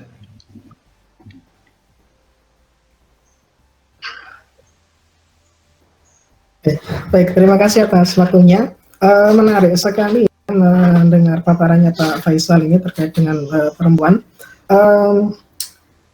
Kalau kita amati, khususnya di ranah lokal, khususnya di daerah Yogyakarta, banyak sekali pemimpin perempuan di bidang perpustakaan, selain Bu Latbah tentunya. Beberapa waktu lalu juga ada Bu Sri Rahyanti, dan beberapa perpustakaan lain seperti di Unisa ada Bu Irhamiati, terus juga di Dinas Perpustakaan dan Arsip Daerah Bu Nawang, dan mungkin beberapa perpustakaan lain di Yogyakarta itu juga dipimpin oleh perempuan yang tidak diragukan lagi. Nah, itu mungkin ke depan bisa menjadi salah satu objek yang menarik, objek penelitian terkait dengan kepemimpinan perempuan. Saya pikir di UIN gayanya seperti ini, nanti di Unisa punya gaya tersendiri, di UGM punya gaya tersendiri, dan lain sebagainya. Itu untuk di ranah lokalnya. Nah, mengingat ada beberapa tadi disebutkan bahwasanya perempuan itu lebih dominan sebagai kaum yang minoritas itu kan, meskipun ada beberapa saya yakin ketika perempuan itu menjadi pemimpin, secara kualitas dia punya, secara kapasitas dia juga punya, secara kapabilitas dia juga punya. Nah, cuman ada satu hal yang bagaimana ini antara respon yang dipimpin dengan pimpinannya, ya ini akseptabilitas atau penerimaan yang dipimpin dengan yang pimpinannya. Nah, ini salah satu objek penelitian ataupun bagaimana sih penerimaan pemimpin perempuan ini, meskipun dia punya kualitas, punya kapasitas dan juga kapabilitas, tapi apakah setiap pemimpin perempuan itu diterima di tempat kerjanya yang ia pimpin? Mungkin itu yang bisa saya sampaikan. Terima kasih Pak Faisal. Iya, terima kasih Mas Mursid atas pertanyaannya dan komentarnya. Pak Faisal, silakan menanggapi. Ya, terima kasih Mas Mursid. Memang masih ada celah-celah yang bisa kita masuki ya dalam riset perempuan di perpustakaan ini, dan terutama ilmu perpustakaan secara lebih luas gitu. Persepsi pustakawan terhadap kepemimpinan itu saya lihat di tesis di ini juga ada yang sudah meneliti ya. Tentu kita tidak bisa mengharapkan bahwa kita itu disukai oleh semua orang gitu ya. Tidak ada seseorang yang 100% itu disukai, tapi tidak juga 100% dibenci kan gitu ya. Cuman kalau kebaikan itu dipelihara, tertanam dalam dirinya, ya saya kira mungkin sampai 90% lebih itu persepsi terhadap kepemimpinan itu sangat positif dari pustakawan atau dari bawahan. Saya setuju bahwa ini bisa dilihat oleh mahasiswa yang mau meneliti ke arah seperti ini. Jadi persepsi atau penerimaan ya, akseptan oleh bawahan terhadap kepemimpinan. Terima kasih Mas Torek. Saya lihat tadi ada message yang di sini dari mengapa perempuan ditempatkan di front office gitu ya? Ya betul. Banyak ditempatkan di front office gitu. Saya juga senang kalau yang menyapa saya di meja informasi itu perempuan ya, ibu-ibu gitu. Pengalaman saya banyak ceritanya, Mas. Jadi bisa cerita tentang anak, bisa cerita tentang dagang, tentang pengajian dan sebagainya ya. Eh, tapi kalau kita lihat di apa dunia industri secara luas, itu tidak bisa kita melepaskan dari apa yang namanya body beautiful. Nah, misalnya sekretaris ya di perusahaan gitu. Itu memang di mana apa bisa menggait perhatian, bisa menarik ya dalam konteks perpustakaan itu hal yang positif ya. Nah, tapi kita bisa memperluas pandangan kita. Memang di dunia industri lebih parah lagi sebenarnya. Kita perhatikan SPG gitu ya, yang dipaksa untuk berpakaian minim gitu. Nah, untung kita di bidang perpustakaan kan tidak seperti itu ideologinya gitu ya. Tapi tidak masalah juga sebenarnya kalau laki-laki yang di bidang di meja resetel itu kan gantian tuh lebih bahaya, tidak seumur-umur Bu Isroyanti itu di meja informasi kan pernah juga laki-laki gitu yang ditempatkan di sana gitu ya. Gitu kira-kira Mbak Ayu Putri ya tadi pertanyaannya. Maturun. Oke, terima kasih atas jawabannya Pak Faisal dan Mbak Ayu Putri atas pertanyaannya. Itu juga menarik Pak Faisal ya. Kayak set default di GPS kita itu, kalau kita pakai GPS kan suara perempuan, ya. Itu juga menunjukkan Nah, apa itu gimana itu? misalnya ya. Nah, itu menarik. Jadi isu-isu terkait kepemimpinan perempuan, peran perempuan ini menarik menurut saya. Karena ada hal-hal yang spesial dari perempuan yang tidak dimiliki laki-laki, ya.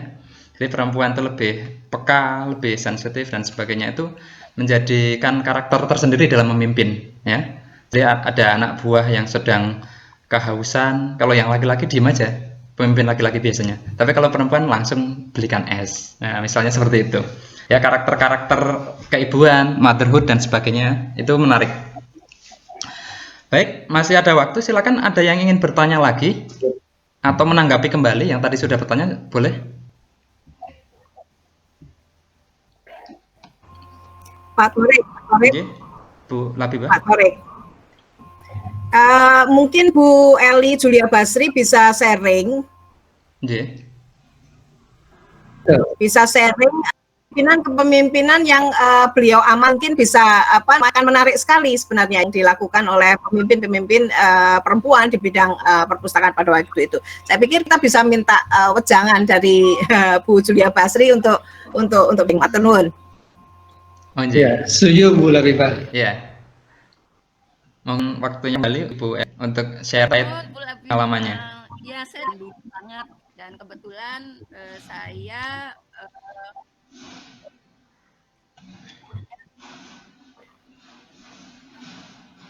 halo? Nggih.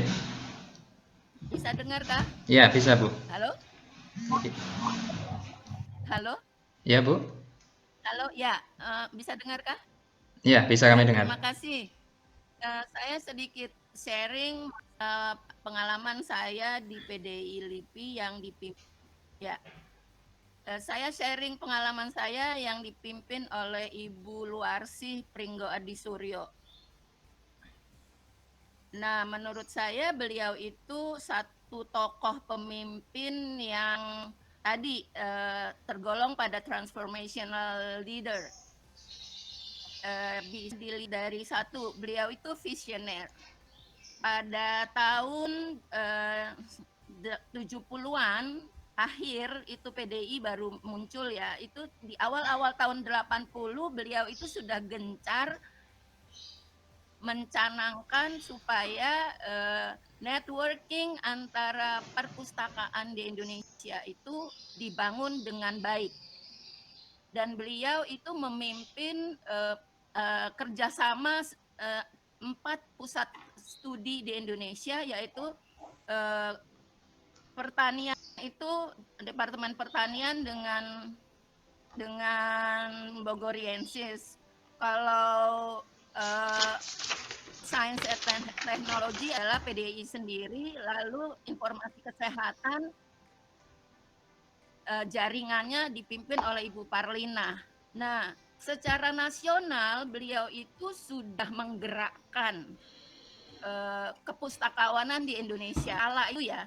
Nah, kolaborasi dan networking itu di zaman tahun 80 waktu pustakawan yang lain belum memikirkannya, almarhumah Ibu Luarsih itu sudah memikirkannya. Dan ini menurut saya satu visioner dari seorang pustakawan perempuan.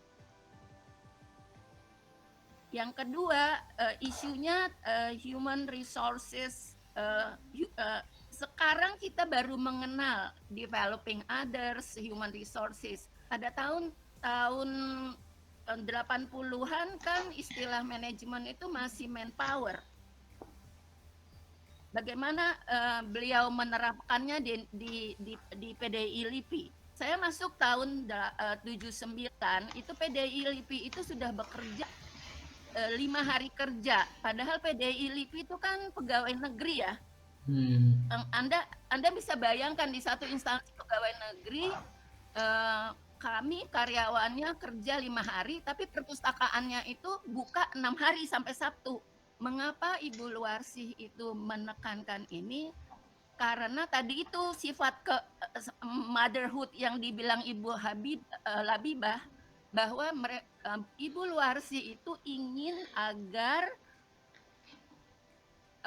karyawan itu punya quality time terhadap keluarganya.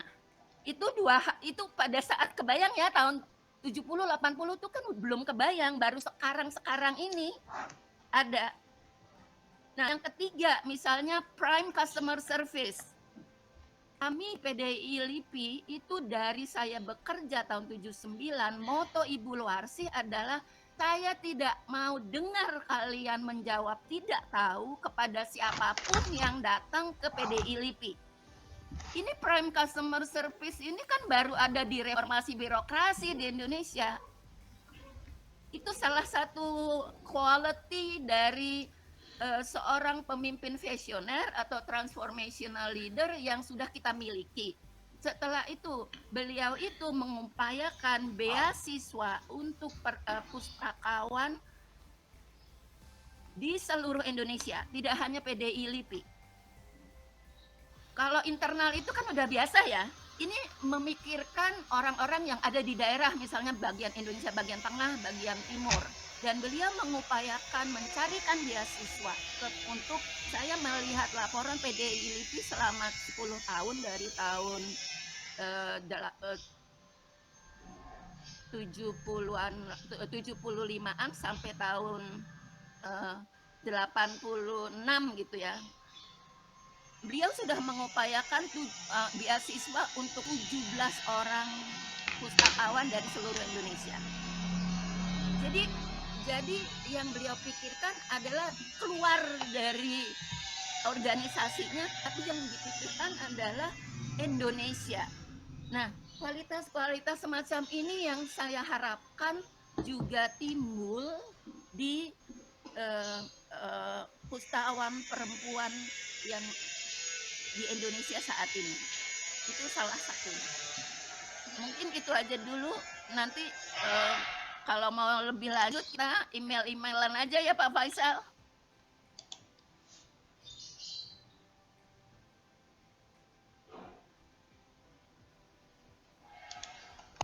Oke, matur nuwun Bu Julia. Nanti bisa Terima kasih. Oke.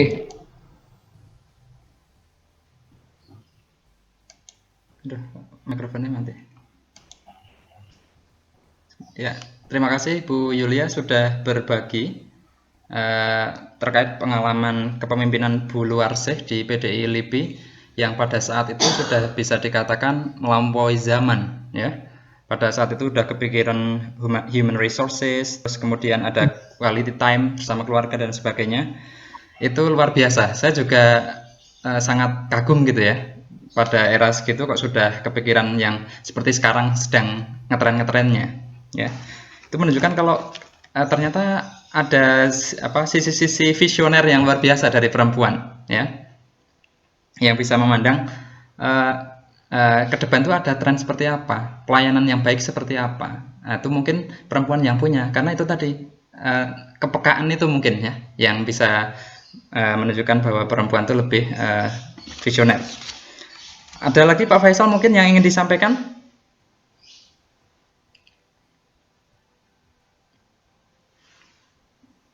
Mungkin ada pertanyaan yang belum terjawab nggak ya di Untuk message yang ini ya? di message sudah semua.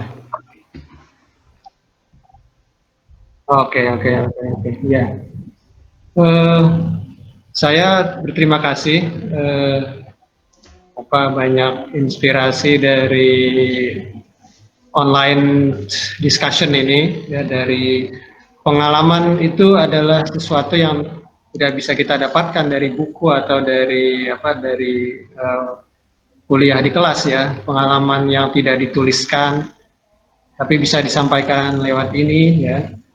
Bu Julia misalnya pernah menghadapi atau mengalami kebersamaan dengan tokoh-tokoh pemimpin perempuan yang bergelut di bidang perpustakaan. Saya melihat juga di Facebook Ibu ya, menyebut selain Bu Mastini Arjo Prakoso, ada Lili Somadikarta dan tokoh-tokoh yang lain.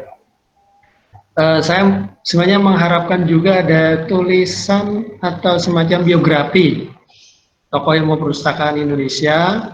Nanti di dalamnya juga ada ilmu perempuan yang menjadi bintangnya di dunia perpustakaan gitu. Saya kira sangat berharga bagi generasi yang sekarang ini untuk tetap merasa confidence ya, di jalurnya gitu di bidang perpustakaan. Itu Mas moderator. Oke, terima kasih Pak Faisal atas paparan materi dan semua para narasumber. Apabila tidak ada pertanyaan lagi, akan saya simpulkan dari hasil diskusi ini. Simpulannya antara lain adalah pustakawan itu secara stereotip masih dipandang sebagai profesi yang feminim ya, secara stereotip. Cuman memang di masyarakat masih ada semacam anggapan dan masih belum ada yang bisa belum membedakan antara seks dan gender ya. Kalau seks itu kan rahmat atau pemberian Tuhan, sementara gender itu by design atau asumsi dari manusia. Nah, dan di situ menjadikan peran pustakawan baik laki-laki maupun perempuan menjadi seimbang dan semuanya sama-sama punya potensi untuk menjadi seorang pustakawan yang hebat sekaligus pemimpin di perpustakaan juga yang hebat. Jadi tidak ada yang lebih unggul, semuanya sama-sama punya potensi. Hanya saja karena memang perempuan punya tadi ya beban ganda tanda kutip ya, menjadi seorang ibu sekaligus profesional atau wanita karir. Nah, itu biasanya ada pertimbangan-pertimbangan yang lain yang sehingga membuat mereka lebih lambat dalam naik pangkat dan sebagainya. Tapi sifatnya yang telaten dan keibuan itu memang tidak bisa dimungkiri bahwa itu menjadi karakter tersendiri, menjadi ciri khas dari kepemimpinan perempuan yang agak susah dilakukan oleh laki-laki, meskipun banyak juga pemimpin laki-laki yang keibu-ibuan gitu ya, dan sebagainya. Dan terkait teknologi tadi, itu barangkali tadi Bu Labibah menanggapi bahwa mungkin terkait usia ya, karena sekarang banyak sekali perempuan-perempuan yang high tech ya, yang sangat high tech, yang sangat melek teknologi ya, bahkan seperti aplikasi-aplikasi media sosial yang pada dasarnya itu adalah teknologi base, itu perempuan mayoritas penggunanya ya. Jadi mungkin ada studi literatur yang juga harus dikonfirmasikan, tidak hanya dalam praktik dalam praktik studi literatur saja, tapi juga harus dikonfirmasikan dengan studi observasi. Dan tadi Bu Labibah menarik ya statementnya, jangan perempuan itu menjadi lemah dan ayo dong kami perempuan, beri kami kesempatan dan sebagainya. Jangan seperti itu, tapi lebih kepada berkreasi semaksimal mungkin, tunjukkan apa yang bisa dilakukan oleh perempuan, baru di situ akan mendapatkan pengakuan yang tanda kutip baik dan setara dengan laki-laki. Nah, ini Bu Labi menanggapi juga ada bapak-bapak yang terjebak di dunia perpustakaan yang terkesan feminis. Bagaimana yang bapak-bapak ini bagaimana? Nah, ini menarik ya. Jadi ada bapak-bapak yang sudah terlanjur di perpustakaan, tapi padahal itu dianggap profesi feminis. Nah, mungkin bisa ditanggapi dulu Pak Faisal. Ini ada pertanyaan terakhir dari Bu Labibah. Bagaimana perasaan bapak-bapak yang terlanjur terjebak dalam profesi kepustakawanan yang dianggap feminis? Ini menarik ini. Sayang kalau nggak dijawab.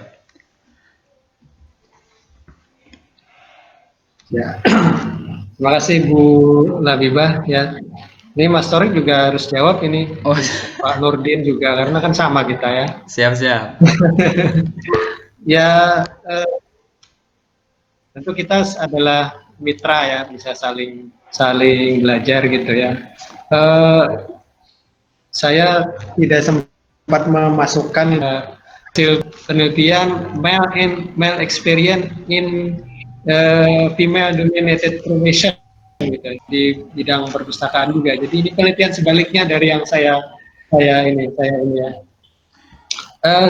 Jadi mereka ya pede-pede saja gitu ya, karena sebenarnya mereka punya keuntungan gitu Bu Labibah gitu. Saya sudah nyebut tadi kan mereka minoritas tapi di atas mayoritas gitu. Diuntungkan karena keahlian TI-nya gitu. Karena waktu mereka lebih fleksibel diatur gitu ya. Nah gitu, mungkin jadi tidak ada masalah sih buat saya misalnya sebagai laki-laki di dunia perpustakaan ini. Karena secara subjektif saya lebih lebih diuntungkan gitu ya. Nah, tapi saya tetap menghargai perempuan yang di bidang yang sama gitu ya, bukan karena saya laki-laki tapi ya mitra lah kita ya, enak-enak aja nggak gue gitu. Nggak tahu kalau Mas Torik istrinya juga pustakawan kan ya? Iya Bu, iya Pak Faisal, istri saya pustakawan, teman sekelas dulu. Oke, jadi menariknya gini kalau pendapat saya ya. Jadi Wah. lelaki atau pria menjadi pustakawan atau orang yang bekerja di bidang perpustakaan itu ibarat laki-laki menjadi koki ataupun laki-laki naik motor metik ya. Koki itu kan pekerjaan, tapi stereotip di masyarakat adalah itu milik perempuan karena senang masak. Kemudian motor metik juga diasumsikan sebagai motornya perempuan, laki-laki naiknya motor cowok, motor gede dan sebagainya. Nah, menurut saya jawaban saya sama seperti Pak Faisal, tidak apa-apa. Justru kalau kita lebih nyaman. Pertama, teman kita adalah perempuan-perempuan, itu kan lebih nyaman, ya, karena enak, bisa cerita, bisa curhat dan sebagainya, ya. Yang kedua, justru kadang-kadang ada kesempatan mimpi dari laki-laki yang kemudian didapatkan karena mayoritas yang lain adalah perempuan, ya, karena kadang-kadang gender itu bukan dari laki-laki yang meng-underestimate perempuan, tapi kadang-kadang ada juga, saya perempuan lemah, layani saya dong dan sebagainya. Jadi kadang-kadang ada anggapan seperti itu sehingga kita punya kesempatan memimpin kadang-kadang ketika berada di sekitar komunitas yang mayoritas di situ adalah perempuan. Mungkin seperti itu kalau saya Pak Faisal, Bu Labibah. Pak Jazim sepertinya menarik ini kalau komentar.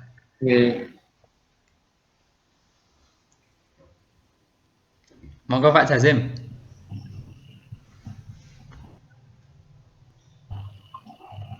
Pak Jazim. Pak Jazim masih online? Monggo silakan memberikan komentar. Masih. Oh ya, siap. Ya. Saya kadang gini. Bagus sih bahwa menurut saya ada dalam ayat itu ar-rijalu qawwamuna 'alan nisa. Ini justru kalau nanti jadi penafsirannya, jadi masing-masing itu dari Tuhan itu diberi tanggung jawab sesuai dengan personalnya masing-masing. Jadi memang harus bisa menempatkan posisi masing-masing itu dari sisi laki-laki itu ada istilah manpower, tidak ada women power, nggak ada. Dalam pengertian ya masing-masing harus bisa mendudukkan, tidak mendiskusikan, membandingkan satu dengan yang lain, tapi masing-masing itu likuli sayin maziyatun. Jadi setiap itu ada kelebihan-kelebihan itu. Bahkan kalau tadi ada pertanyaan kenapa perempuan itu di depan, ya kalau dari sisi hubungannya dengan keinformasian, hubungannya dengan membaca, justru awal sekali putra dalam keluarga itu yang menjadikan informasi itu tersampaikan itu adalah dari perempuan itu. Jadi yang mendidik awal untuk meningkatkan minat baca itu adalah dari perempuan. Karena kasih sayang ibu itu lebih dominan, nuansa kehangatannya itu datanya dari, kalau bapak itu powernya adalah memang physically. Jadi masing-masing itu punya power dan itu tidak bisa, menurut saya tidak bisa dibenturkan atau didiskriminasikan. Jadi bagaimana kita likulisain maziyatun, jadi setiap itu mempunyai kelebihan dan kita bisa menempatkan dari posisi itu, dan masing-masing mesti punya kelebihan dan punya manfaatnya kepada siapa yang kita bisa berbagi. Bagus sekali ini. Jadi dari Bu Labiba tadi ada terkait dengan kemarin semua kegiatan itu dimulai dari perempuan, Ibu Kartini untuk tokohnya, ya. Jadi semuanya bahwa kita di dunia ini karena khalifah, jadi masing-masing memimpin sesuai dengan kepemimpinannya masing-masing. Jadi bagaimana bisa mendudukkan itu? Ya, saya pikir ini bagus dan bisa mengangkat semuanya. Mungkin dari saya itu aja. Terima kasih. Oke, terima kasih Pak Kaprodi atas jawabannya. Ada laki-laki lain yang ingin menjawab? Ada Mas Bagus, monggo berkomentar.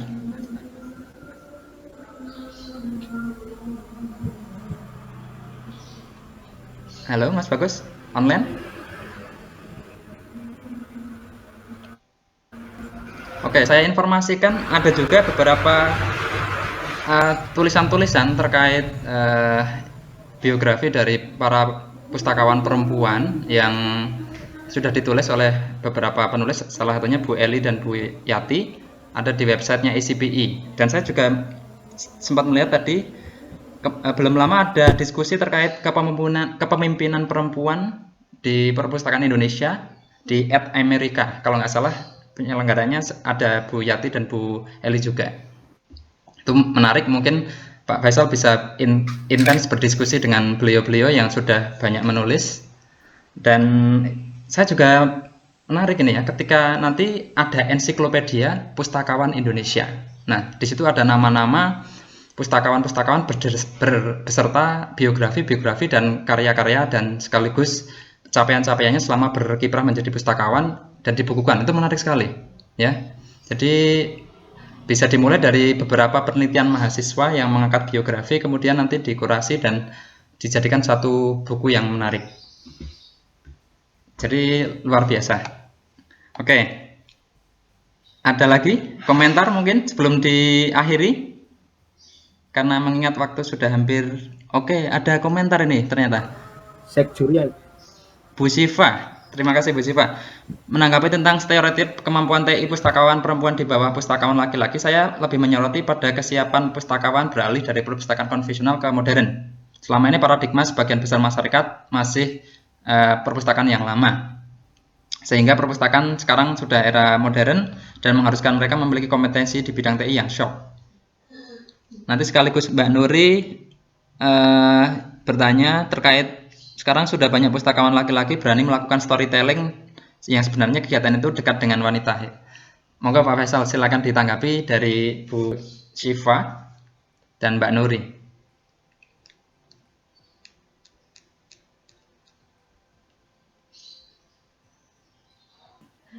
Terima kasih Bu Syifa. Stereotip bahwa kemampuan perempuan akan TI itu di bawah laki-laki ya, pada sekaranglah saatnya perempuan menunjukkan bahwa mereka tidak seperti yang dibayangkan oleh orang-orang di sekitarnya gitu ya. Tapi memang persentase mereka yang mengambil jurusan-jurusan keras seperti itu, jurusan TI gitu,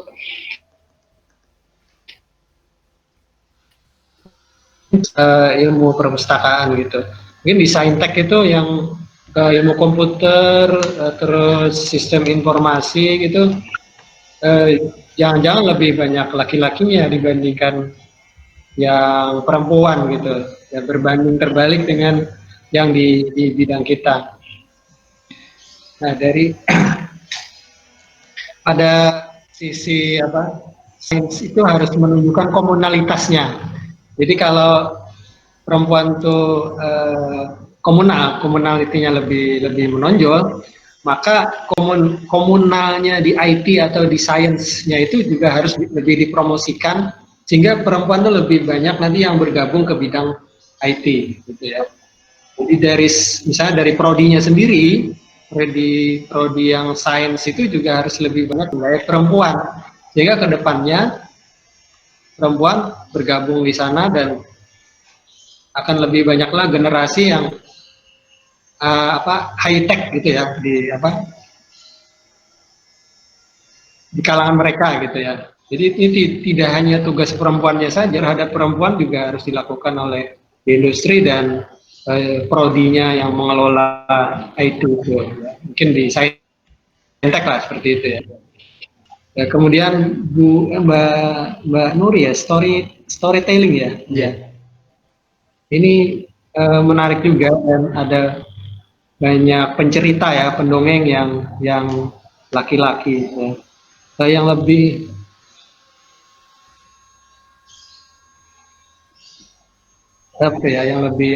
banyak berkiprah gitu. Saya kira sekarang sudah banyak diterjuni ya. Mungkin melihat sisi ekonomisnya juga gitu. Mereka itu terjun ke dunia storytellingnya gitu ya. Selain kepedulian kepada literasi di kalangan anak-anak yang adult gitu, di tingkat SD, SMP dan ke bawahnya gitu. Terima kasih Mbak Nuri, saya setuju. Oke. Terima kasih Monggo, Bu Mas. Syifa dan Mbak Nuri atas respon dan pertanyaannya. Ya, jadi storytelling sekarang banyak dilakukan oleh laki-laki, betul ya. Bahkan beberapa storytelling ulung itu kebanyakan beberapa laki-laki. Ada Kak siapa itu? Kak Ayu kalau nggak salah ya, dan sebagainya. Jadi sekarang peran itu masyarakat modern saya rasa sudah lebih terbuka terkait peran laki-laki dan perempuan. Sekarang sudah kayak hampir sama saja, meskipun tetap ada beberapa yang masih memandang yang seperti dulu. Dan semuanya itu saya simpulkan kembali kepada personnya masing-masing ya. Kembali ke personnya masing-masing. Ada laki-laki yang bisa memimpin dengan lembut, ada juga perempuan yang tidak kalah tegas dengan laki-laki. Ya, jadi semua kembali tergantung personnya. Jadi kesimpulan saya mungkin cuma satu kalimat itu. Tadi sudah beberapa saya simpulkan juga. Bapak Ibu yang saya hormati, terima kasih. Ini sudah memasuki penghujung waktunya. Sudah 2 jam kita berdiskusi.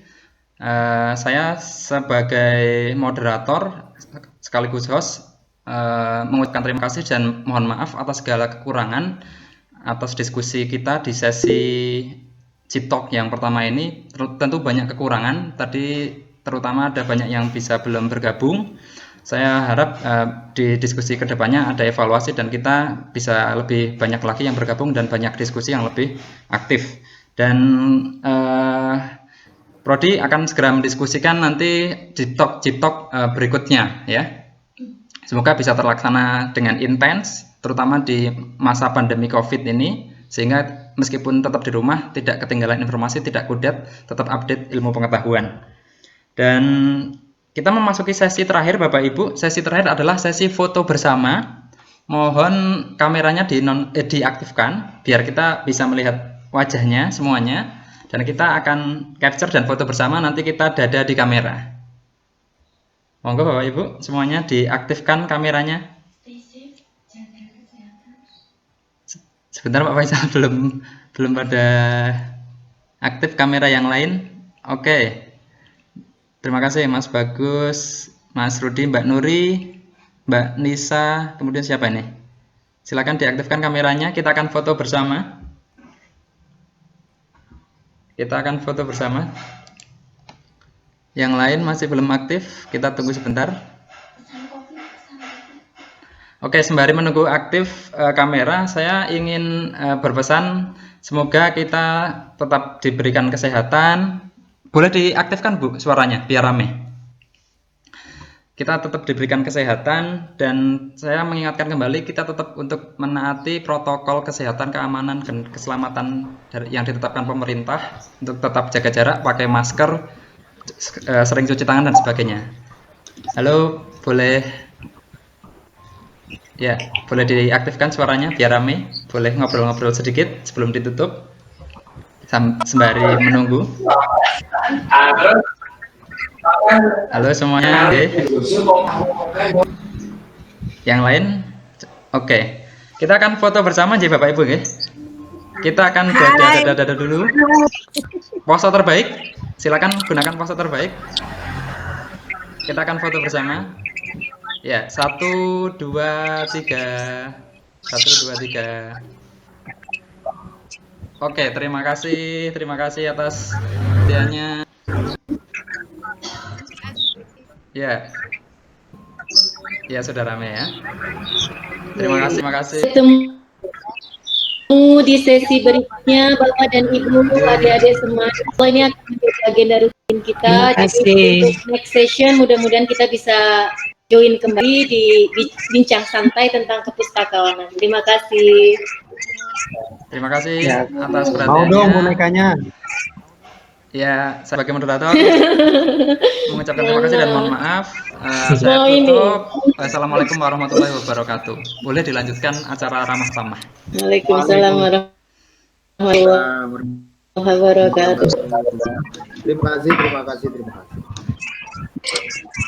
kasih.